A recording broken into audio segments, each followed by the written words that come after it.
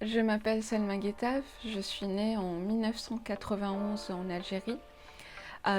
Donc je suis née durant cette période qu'on appelle la décennie noire, très particulière et marquante de l'histoire du pays. Je crois que je fais partie de cette génération qui a choisi de tourner le dos à ces événements très importants certes, mais pour aller explorer d'autres thématiques de narration.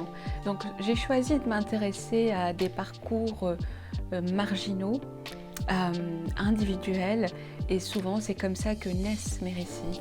J'ai un parcours très universitaire, je dirais. J'ai choisi très jeune de mener des études littéraires parce que je voulais me pencher un petit peu sur l'aspect théorique, comment on peut penser la littérature, le travail des romanciers, donc qu'est-ce qu'on en dit. Donc j'ai pu comme ça approcher un petit peu tous ces points de vue théoriques, non pas pour devenir critique littéraire, mais plus pour, on va dire, enrichir mon expérience du texte. C'était d'abord un rapport à la lecture. J'ai commencé à lire des romans très jeunes, souvent le soir chez moi, donc sous une couverture. Je me cachais parce que j'avais quelque part conscience que ces romans-là n'étaient peut-être pas destinés à un public aussi jeune. Donc je lisais Dostoïevski, Edgar Allan Poe, Perlbeck, et souvent je relisais encore et encore parce que je ne comprenais pas tout.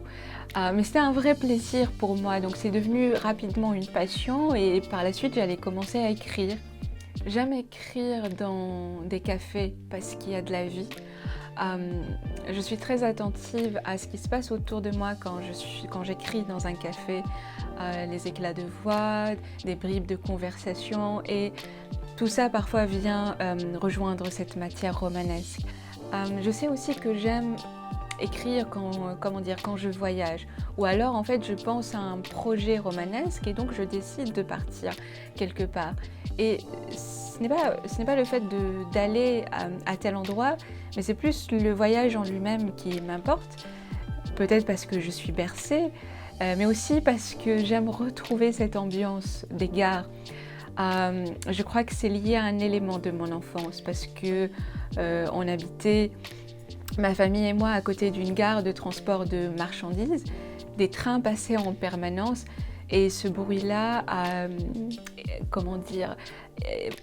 faisait partie de moi d'une certaine manière. Je pense à ce réalisateur, Richard Curtis, qui dit « J'aime retrouver l'ambiance des aéroports parce qu'on voit les gens s'aimer, se retrouver avec beaucoup d'émotion ». Pour moi, c'est un peu la même chose avec les gares de train.